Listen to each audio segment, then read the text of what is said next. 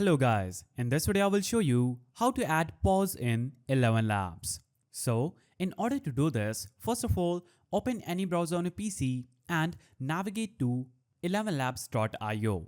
Now after logging into your ElevenLabs account, you will see this interface. We'll have to basically enter your text in this field, then simply click on generate a speech and play this text. I'm Alexander the Great.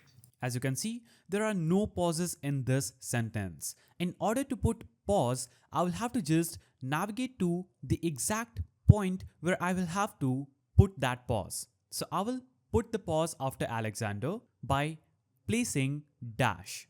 When I type in dash, it will instantly create a pause on that place. I will click on generate a speech now. Hello, I'm Alexander the Great. As you can see, it says Alexander the Great. Now you can put more dash after any text if you want this pause to be increased. After putting the dashes, click on generate a speech. Hello, I'm Alexander the Great. So that's how you add pause in ElevenLabs. If you found this video helpful, please don't forget to give it a thumbs up and thanks for watching.